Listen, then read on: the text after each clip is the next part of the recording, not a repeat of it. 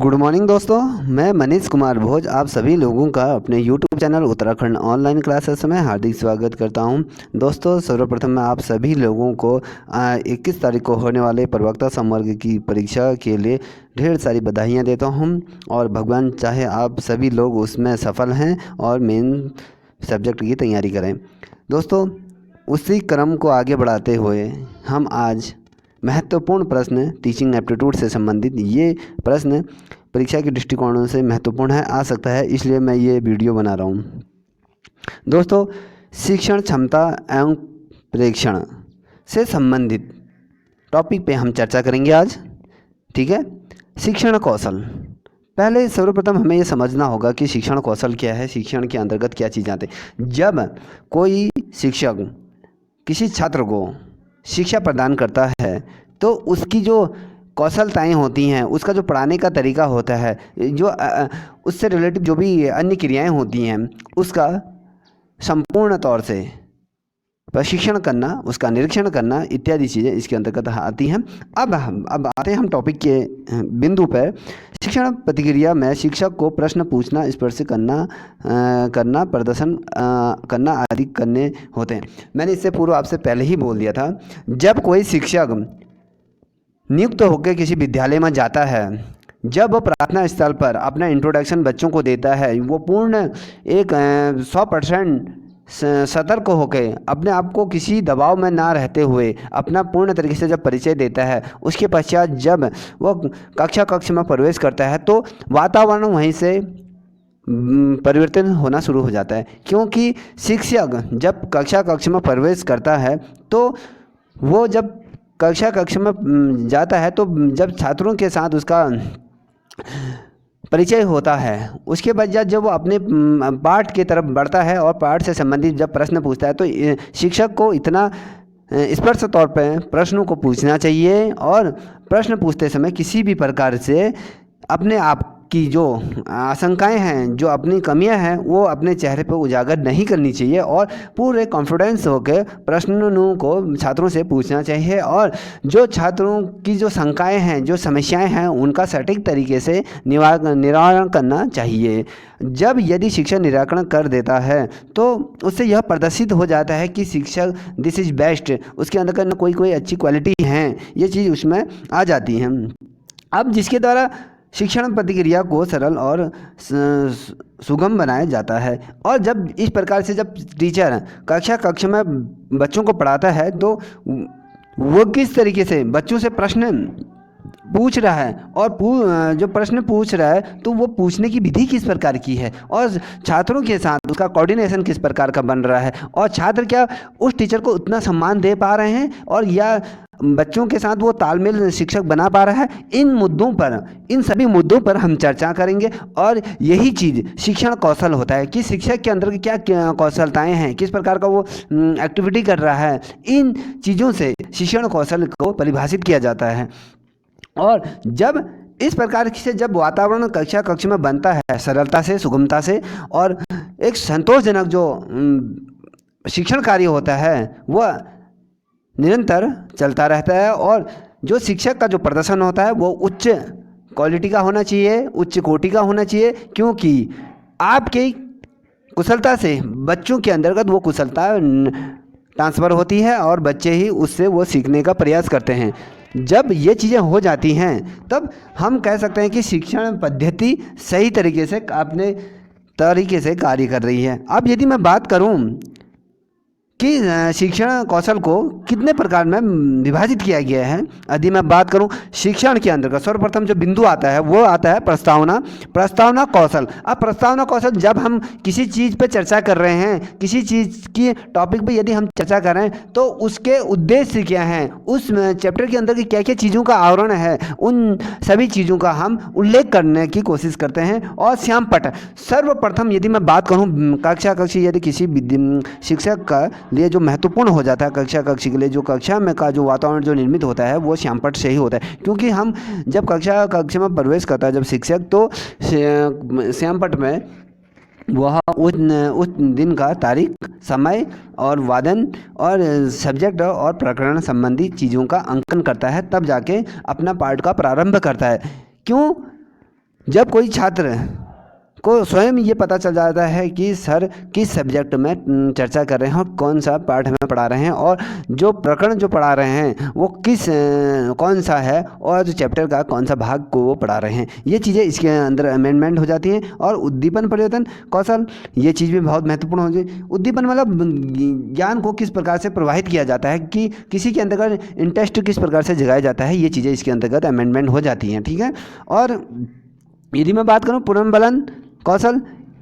जो पूर्व से में जो लर्न किया हुआ है, जो पूर्व में जो पढ़ाई गई जो चीज़ें हैं, उसको किस प्रकार से हमारे बौद्धिक स्तर को याद करते हैं और सीखने की जो कला होती है, जो याद करने की जो क्षमता होती है, उसको निखारना इसका प्रमुख उद्देश्य बन जाता है। और इस उद्देश्य को प्राप्त करने के लिए उद्दीपन पुनर्बलन का एक जो पुनर्बलन जो कौशल होता है वो महत्वपूर्ण अपना इसमें भूमिका निभाती है, जिससे कि छात्रों में इस चीज़ का विकास हो सके कि जो पूर्व में जो पढ़ाया गया जो पाठ है, क्या वो उस चीज़ को समझ रहे हैं, क्या उस चीज़ को वो उन्हें याद है, ये चीज़ें इसके अंतर्गत आ जाती हैं। अगर मैं बात करूँ उद्देश्य कौशल, अब जब कोई शिक्षक किसी कक्षा में यदि पढ़ा रहा है, कोई टॉपिक को पढ़ा रहा है, तो उससे पहले ये स्पष्ट हो जाना चाहिए क्या उद्देश्य हमारा क्या है, हम किस उद्देश्य से इसको पढ़ा रहे हैं, क्या ये उद्देश्य जिस उद्देश्य हम इनको पढ़ा रहे हैं क्या वो चीज़ सफल हो पाएगी। मान लीजिए कोई टॉपिक पर्यावरण से संबंधित चल रहा है, क्या पर्यावरण में हम ये पढ़ा रहे हैं कि स्वच्छता पे जब हम कोई टॉपिक पढ़ा रहे हैं, स्वच्छ भारत या स्वच्छ विद्यालय, स्वच्छ ग्राम, स्वच्छ वातावरण की यदि हम बात करते हैं, क्या बच्चे उस चीज़ को इम्प्लीमेंट कर रहे हैं, क्या बच्चे उसको सीख रहे हैं, ये चीज़ें भी महत्वपूर्ण हो जाती हैं। क्योंकि बच्चा की जो प्राथमिक जो पाठशाला होती है, जहाँ पर वो सीखता है सामाजिक चीज़ों को और अपने पूर्ण विकास को वो किस प्रकार से प्रदर्शित करता है, ये चीज़ों का आकलन इसके अंतर्गत हो जाता है कि उद्देश्य की परिपूर्ति क्या बालक कर पा रहा है, क्या हम जो चीज़ पढ़ा रहे हैं क्या बालक को वो समझ में आ रही है, क्या वो बालक उस उद्देश्य को पूर्ण कर पा रहा है। यदि मैं बात करूं पूर्व की चीज़ों का, क्या बालक को जो पढ़ाई हुई जो पूर्व की जो चीज़ें हैं क्या उसे याद हुई हैं या नहीं है। यदि नहीं हुई है तो वो शिक्षण का उद्देश्य अधूरा रह जाता है, क्योंकि आप द्वारा जो शिक्षण कराया गया है जब उसका प्रतिपूर्ति नहीं हो पा रही है, यदि बच्चे को वो याद नहीं हो पा रहा है तो पढ़ाना व्यर्थ हो जाता है। आपका ये उद्देश्य होना चाहिए, बच्चे को सही तरीके से उसका ज्ञान हो जाना चाहिए और बच्चे को वो अच्छी तरीके से याद होना चाहिए। आए एग्ज़ामों में यदि किसी प्रकार का कोई प्रश्न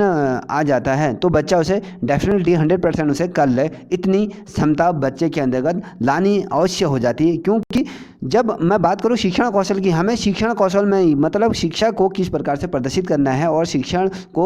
किस मोटे पे हम या मोटे तौर पे यदि हम बात करें तो उसको धरातल पे कैसे उतारना है। यदि हम धरातल पर उतारते हुए उसे सफल रह गए तो हमारा शिक्षण जो कौशल है वो एकदम उन्नत होगा और उन्नत के साथ साथ ही वो एक आदर्श शिक्षण के तौर पर उभर के सम्मुख से आएगा। ठीक है। अब खोजपूर्ण प्रश्न कौशल, हम क्या करते हैं जब हम कक्ष में प्रवेश करते हैं, यदि कोई शिक्षक जब पढ़ाया गया कोई चैप्टर होता है तो हम उसमें क्या करते हैं, कोई ऐसे प्रश्न को खोजते हैं जो एग्जाम के दृष्टिकोण से महत्वपूर्ण है और साथ ही बालक के जो आने वाला जो भविष्य है कहीं ना कहीं वो प्रश्न उसके भविष्य को भी कहीं ना कहीं परिवर्तित करता है और उस प्रश्न से उसका भविष्य का निर्धारण भी होता है। ये चीज़ें हमें देखनी होती हैं। और खोजपूर्ण जो प्रश्न कौशल की बात जहाँ तक कहूँ मैं, हम मान लीजिए हमने कोई चैप्टर पढ़ा रखा है, चैप्टर से ऐसे कोई प्रश्न हम खोज के लाते हैं बच्चों के सम्मुख से जो उन्हें पता नहीं है, हम उन्हें वो चीज़ें बताने की कोशिश करते हैं। यदि मैं बात करूं शिक्षा से थोड़ी बाहर की बातें करूं, यदि हमें समाज का वह तत्व को अगर हमें सही तरीके से इम्प्लीमेंट लाना है समाज में, तो हमें क्या करना है, हमें ऐसे चीज़ों का निर्माण करना होगा, ऐसे प्रश्नों का निर्माण करना होगा जिसको बच्चे को हम अच्छी तरह से समझा पाएँ और जो जिस उद्देश्य से हम प्रश्नों को खोज रहे हैं वो उद्देश्य हमारा पूर्ण हो जाना चाहिए। कहीं ना कहीं ये चीज़ें बहुत महत्वपूर्ण बन जाती है। इसलिए महत्वपूर्ण बन जाती है क्योंकि हमारा उद्देश्य क्या है, शिक्षण कौशल को बेहतर बनाना है। क्योंकि शिक्षण कौशल को यदि हम बेहतर बना पाएँ तो हम कह सकते हैं कि शिक्षण क्षमता एवं कौशल जो संप्रेषण का जो बीच का जो अंतराल होता है वो कहीं ना कहीं फैलाव में वो बढ़ोतरी हो जाती है और शिक्षण कार्य सही तरीके से संपादित होता है। और यदि मैं अगले बिंदु की बात करूं, दृष्टांत कौशल मतलब ऐसी विधियों का निर्माण करना जो सटीकता से बच्चे को समझ में आए और इन चीज़ों का दृष्टांत मतलब कहीं भी किसी भी बच्चे को इस प्रकार की जो चिंताएं होती हैं प्रश्नों से संबंधित उनको कहीं ना कहीं दूर करने का मेन उद्देश्य ये होना चाहिए। और इस उद्देश्य को जब हम प्राप्त कर लेते हैं तो हम कहीं ना कहीं सफल हो जाते हैं। अब मैं बात करूँ यदि व्याख्यान कौशल। अब व्याख्यान का अर्थ क्या है, हमें पहले तो सबसे पहले ये समझना होगा, क्योंकि हम कई बच्चे ऐसे होते हैं व्याख्यान का अर्थ को समझ नहीं पाते। अब हमारा मतलब क्या है, व्याख्यान हम किसी टॉपिक को किस प्रकार से प्रस्तुत कर रहे हैं छात्र छात्राओं के सम्मुख से, ये चीज़ें आ जाती है। व्याख्यान हर किसी विषय पर भी दे सकते हैं, हम किसी टॉपिक पर भी दे सकते हैं, हम सामाजिक मुद्दों पर भी व्याख्यान दे सकते हैं, हम अपनी समस्याओं पर भी अपने व्याख्यान दे सकते हैं, विद्यालय की समस्याओं पर भी व्याख्यान दे सकते हैं। यदि शिक्षक द्वारा कहीं पर कोई कमियां हो रही हैं तो छात्र भी उसको व्याख्यान के तौर पर प्रस्तुत कर सकता है। जो शिक्षण कौशल के अंतर्गत यदि मैं बात करूं, जो व्याख्यान की जो टॉपिक जो हमारा चल रहा है, जो व्याख्यान के अंतर्गत क्या होता है, जब शिक्षक कक्षा में प्रवेश करता है तो उसका एक मेन उद्देश्य होता है कि आज मुझे ये चैप्टर पढ़ाना है, क्या इस चैप्टर का जो व्याख्यान क्या मैं बच्चों के सम्मुख से अच्छी तरह से रख पाऊंगा या नहीं रख पाऊंगा, ये महत्वपूर्ण बन जाता है। जब हम किसी चैप्टर को पढ़ा रहे हैं या किसी टॉपिक पे हम चर्चा कर रहे हैं तो हमारा मेन उद्देश्य ये होना चाहिए कि वो हमें अच्छी तरीके से लर्न हो जाए और हमें अच्छी तरह से याद हो, और हम बच्चों को अच्छी तरीके से बच्चों के बीच जो कोऑर्डिनेशन होता है वो स्थापित कर पाएँ और बच्चे अच्छी तरह से उसे सीख पाएँ। ये चीज़ महत्वपूर्ण हो जाती है व्याख्यान कौशल के अंतर्गत। व्याख्यान किसी मुद्दे पर, किसी टॉपिक पर हम व्याख्यान दे रहे हैं। मान लीजिए मैं कह रहा हूँ कि भैया